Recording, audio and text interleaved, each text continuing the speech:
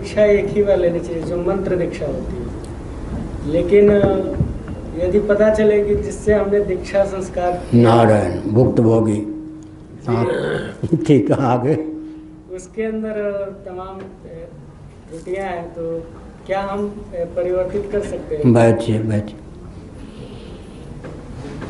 ऐसा है कि यजमान जो होता है वो यज्ञ में दीक्षित होगा ना। दीक्षा के कई प्रभेद हैं।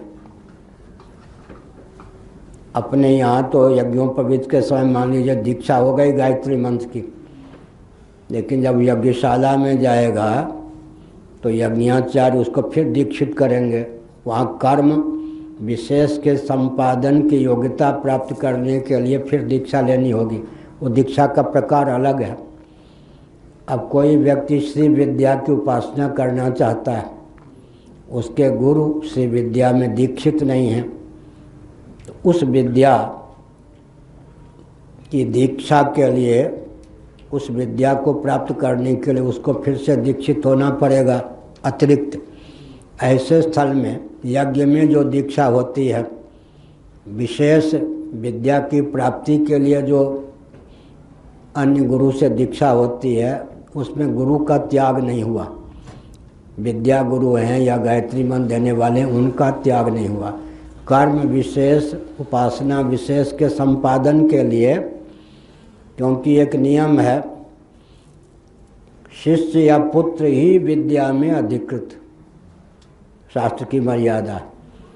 जो विद्या दी जाती है वो शिष्य को ही दी जाएगी या पुत्र को दी जाएगी। पुत्र तो जन्म से अधिकृत होता है, लेकिन शिष्यत्व जो स्वीकार नहीं करेगा हृदय से, उसको विद्या नहीं दी जा सकती।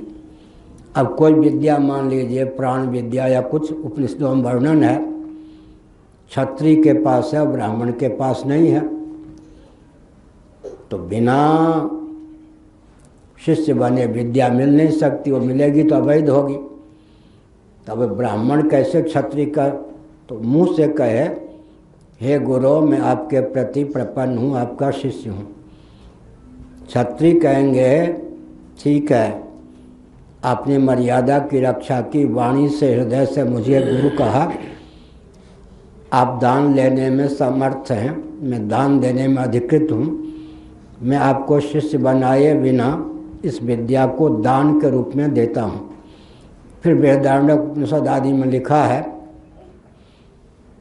उत्तम कुल का क्षत्रिय वैश्य होगा, उससे कोई ब्राह्मण ने शिक्षा प्राप्त की, शिक्षा प्राप्त की, वो पाँव नहीं छुआना पसंद करेगा, क्या पाँव धुलाना पसंद नहीं करेगा।